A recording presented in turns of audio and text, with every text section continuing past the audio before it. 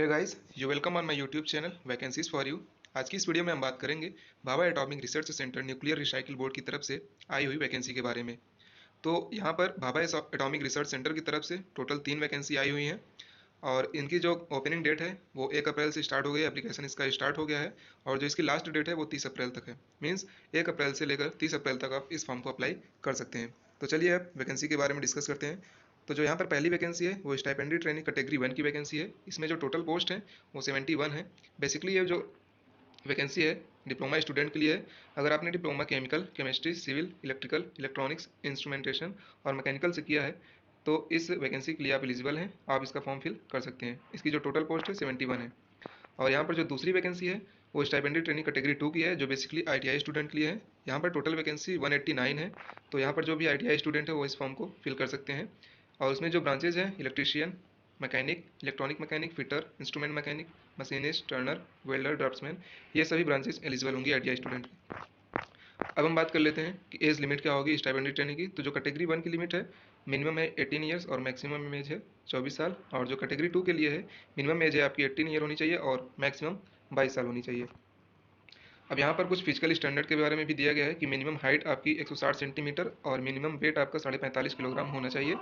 जो total duration period होगा training का वो 2 साल का होगा। और ट्रेनिंग के दौरान जो भी स्टाइपेंड मिलेगा आपको, फर्स्ट ईयर में स्टाइपेंडरी कैटेगरी 1 को 16,000 और सेकंड ईयर में 18,000 मिलेगा। और कैटेगरी 2 को फर्स्ट ईयर में 10,500 और सेकंड ईयर में 12,500 यहाँ पर स्टाइपेंड मिलेगा पर मंथ। अब यहाँ पर बात कर लेते हैं सिलेक्शन मेथड की।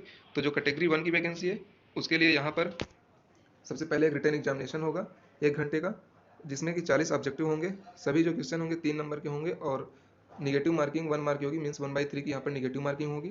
उसके बाद जो भी इसको क्वालिफाई कर लेता है शॉर्ट लिस्ट होकर उसको इंटरव्यू के लिए बुलाया जाएगा। और जो भी फाइनल सिलेक्शन होगा वो कैंडिडेट के इंटरव्यू जो भी देगा उसी पर बेस होगा। और कैटेगरी 2 की अगर बात कर लेते हैं तो उसका जो सिलेक्शन प्रोसेस होगा इसमें 3 स्टेज होंगे। पहला स्टेज होगा प्रिलिमिनरी टेस्ट, इसमें 50 मल्टीपल क्वेश्चन होंगे, जिसमें मैथमेटिक्स के 20 क्वेश्चन, साइंस के 20 होंगे और जनरल अवेयरनेस के 10 क्वेश्चन होंगे। सभी के जो ईच क्वेश्चन के मार्क होंगे वो 3 होंगे और यहाँ पर जो निगेटिव मार्किंग होगी 1/3 मीन्स 1 मार्क का यहाँ पर डिडक्शन होगा गलत आंसर देने पर। और सभी कैंडिडेट को मिनिमम यहाँ पर जो भी जनरल कैटेगरी से हैं मिनिमम 40% यहाँ पर मार्क्स लाने हैं और जो भी यहाँ पर रिजर्व कैटेगरीज हैं उनको मिनिमम 30% मार्क्स लाने होंगे, नहीं तो वो इसी स्टेज से बाहर हो जाएंगे।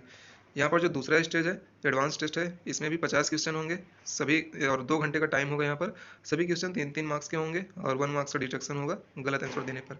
और जो कैंडिडेट होंगे वो मिनिमम 30% मार्क लाने होंगे जनरल कैटेगरी को और मिनिमम 20% मार्क्स लाने होंगे रिजर्व कैटेगरी को। उसके बाद स्टेज 2 के बेस पर यहाँ पर एक मेरिट लिस्ट बनेगी। उसके बाद अगर मेरिट लिस्ट में मान लीजिए कि 2 लोग का नंबर यहाँ पर टाई हो जाता है तो यहाँ पर टोटल 6 पॉइंट्स दिए गए हैं कि कैसे किसको प्रायोरिटी दी जाएगी। इसका लिंक इस नोटिफिकेशन को मैं अपने टेलीग्राम चैनल पर डाल दूंगा, वहाँ से आप जाकर देखकर इसको रीड कर सकते हैं। और यहाँ पर जो भी कैंडिडेट हैं कैटेगरी 2 में उनका प्रिलिमिनरी और एडवांस टेस्ट सेम डे पे होगा, एक ही दिन में दोनों टेस्ट होगा।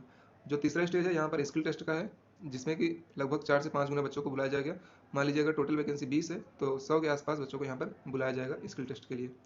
अब बात कर लेते हैं grade after successful completion of training. Training के सक्सेसफुल होने पर जो भी कैटेगरी 1 में कैंडिडेट होंगे उनको साइंटिफिक असिस्टेंट ग्रुप बी के लिए प्रमोट कर दिया जाएगा, जिसमें उनकी सैलरी 44,900 हो जाएगी। और जो कैटेगरी 2 होगी उसमें जो भी कैंडिडेट रहेंगे उनको टेक्नीशियन बी और टेक्नीशियन सी के लिए प्रमोट कर दिया जाएगा, जिसमें उनकी सैलरी 21,700 और 25,500 रुपये हो जाएगी। और यहाँ पर कुछ एडिशनल बेनिफिट्स और बॉन्ड के बारे में दिया गया है। उसके बाद हम बात कर लेते हैं नेचर ऑफ ड्यूटीज़ की।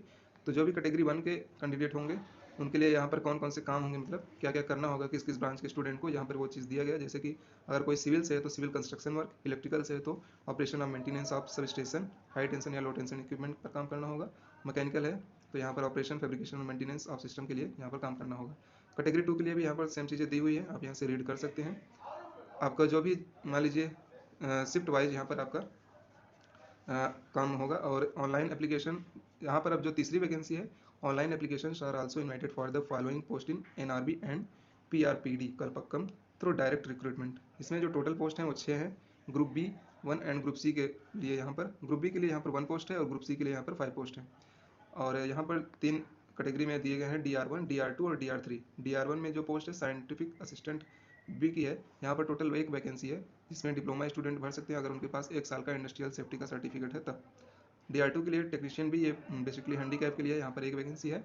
अगर उसने हाई स्कूल या इंटर किया है PCM से, फिजिक्स केमिस्ट्री मैथ से, और 60% एग्रीगेट किया है और उसके पास लाइब्रेरी साइंस का एक सर्टिफिकेट है या फिर उसके पास ITI का 2 साल का सर्टिफिकेट है, तो इस फॉर्म को फिल कर सकता है।